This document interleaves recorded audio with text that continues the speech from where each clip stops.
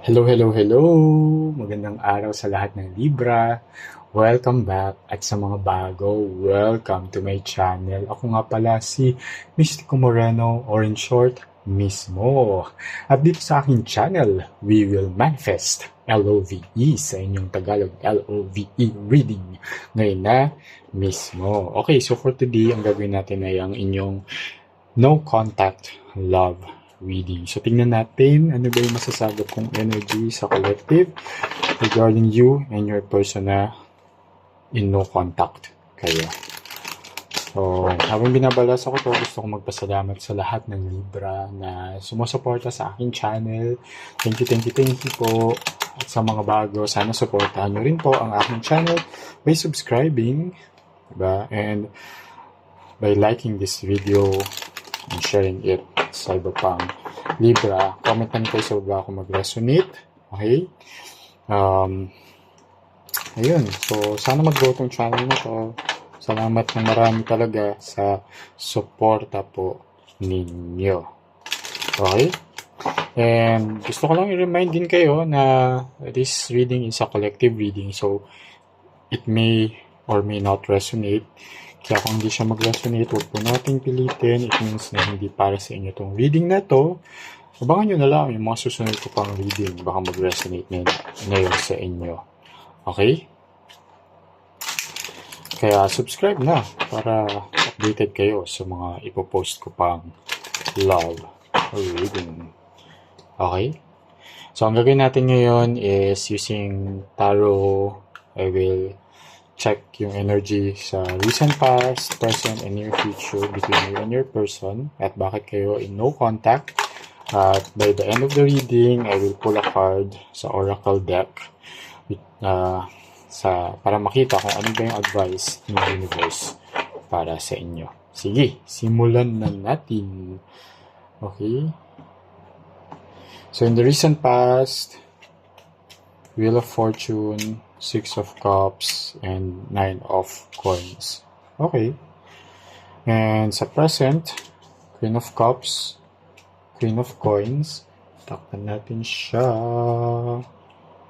Okay. Queen of Coins. And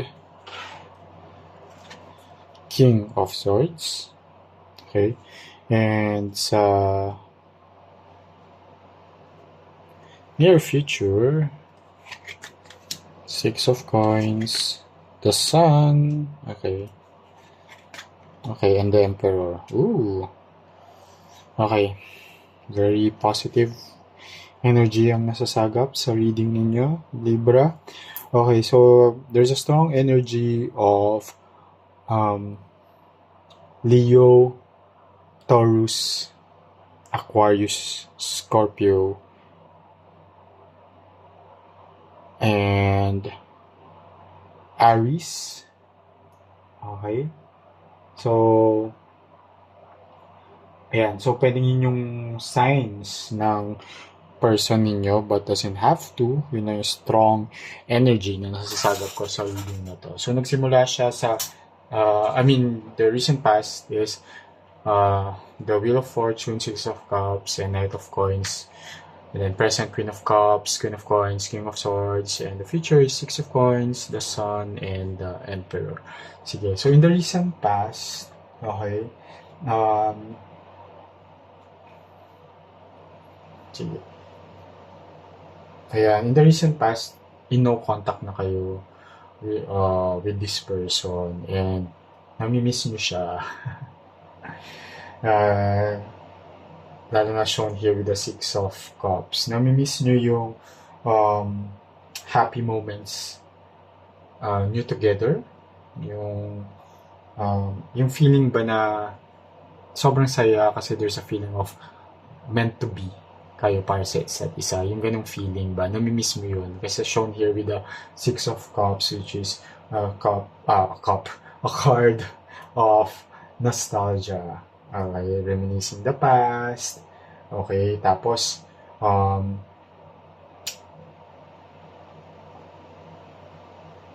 ayun. So, yung in-express niya kasi yung love niya sa'yo. Nakakamiss yun syempre, di ba? Yung taong laging pinapakita yung love.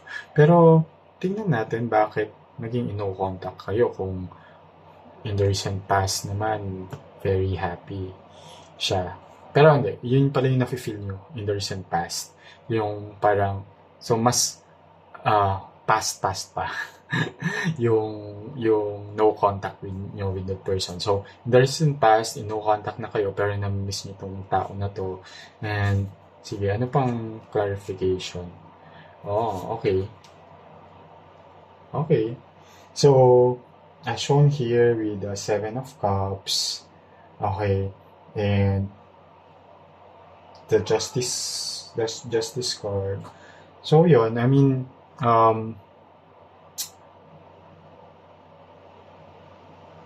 yeah, pero, kasi Seven of Cups is, parang, fina-fantasize nyo pa yung connection mo with, with this person. Kahit, alam mo na, hindi na siya nagbibigay ng saya sa'yo, di ba? Pero, syempre, yung Justice card kasi parang, okay, it ended for the better. Okay? It's for your own sake, kaya nag-end tong relationship na to.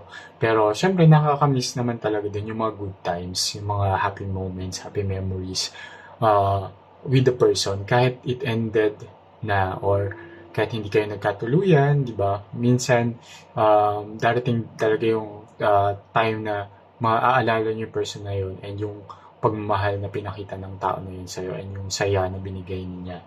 Okay? At the present moment, okay, as shown here with the Queen of Cups and Queen of Coins, okay, now, because of nangyari in the recent past, kahit na aalala nyo tong tao na to, alam nyo sa sarili nyo na you're better off without this person. May emotional maturity na pagdating sa'yo, it help you grow. And this person also alam mo yun, allowed you to be more independent, di ba? And now you depend on yourself, okay? And nag-grow ka dahil sa tao na to. And now you have a sense of maturity when it comes to love, when it comes to relationship, mas mature ka na. Sige, tingnan natin ano yung, ayan, so, shown here by the Two of Pentacles. Angat natin siya para mas makita ninyo. Okay. So, as shown here by the Two of Pentacles and Nine of Swords. Okay, so, tama, Nine of Swords. So, Nine of Swords, wala nang anxiousness in your part. So, kasi si Two of Pentacles is having balance and weighing your priorities now. Mas priority mo na yung sarili mo, yung stable, yung stability na and yung growth and maturity on your end as a single individual. And ayun, kasi wala na yung masyadong pag-iisip, yung anxiousness.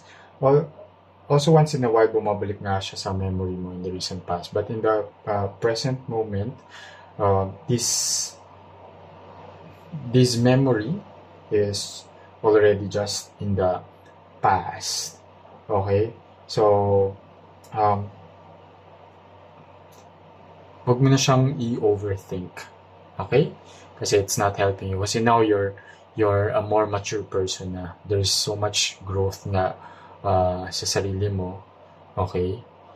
Kaya whatever is yung nangyari between the two of you, just leave it behind in the past. Huwag mo na siya masyadong overthink.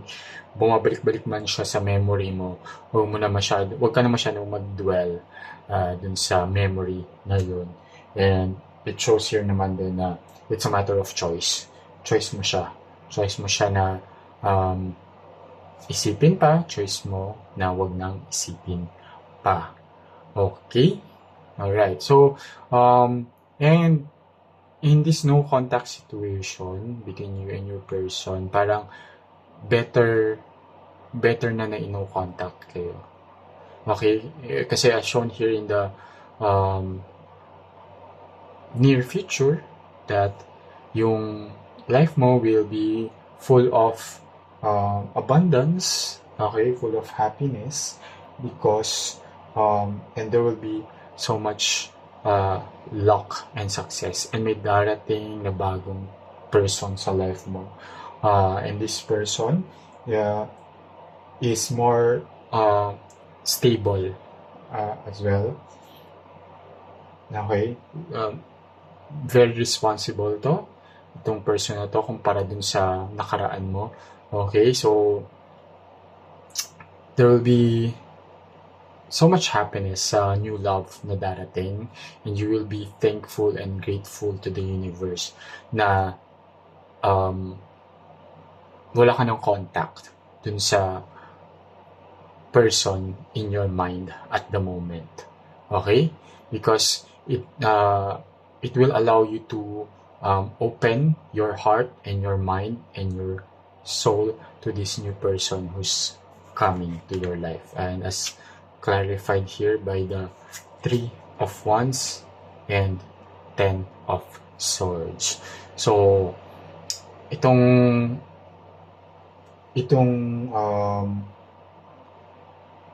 magkakaroon na ng ending pagdating sa past mo. Okay? For you to be able, kailangan mo na siyang i-end. Kailangan mo nang tigilan yan, yung pag-iisip dun sa person mo na in no contact with you. Kasi, as shown here, sabi ni universe, tama na. End mo na yan pag-iisip. Kasi, then you have to take action. As shown here with the 3 of Wands, take action. So, and plan your future, because your future is bright. Your future is full of new love coming in. It's so bright here, as shown nung Sun card. Okay, and it's time for you to take action. Okay, dun sa mga bagay na kailangan mo ng tuldukan. Okay, it has to end that mga nostalgia, yung nasa memory mo lang siya. Just use that memory to help you move forward, di ba? Yung mga lessons na receive mo from that relationship, use it to move forward and embrace the new love that is coming. Okay? Tuldukan na yun dapat, tuldukan. Okay? So, let's seal this energy with an advice from the universe using this tarot card. Okay? So, anong advice ni universe? Sweet doing nothing. Time to dance with the flow. Okay? So, sinasabi din nito is just, go with the flow. I mean, you don't have to do much, lalo na dun sa nakaraan. And parang sinasabi din dito na sa sweet doing doing nothing is, alam mo yun, hindi mo na kailangan ma-stress at mag-worry dun sa mga thoughts of the past. Ayun. So, yeah. Kaya, galaw-galaw kasi may bagong love na paparating. So, yung person na in contact with you, matuldukan mo na siya. Okay? So, sana nag-resonate itong reading na to. Maraming salamat sa lahat ng sumusubaybay. Kita-kits na lang muli sa susunod pang love reading. Dito lang sa aking channel. Ako si Mystico Moreno. In short, mismo. Ingat!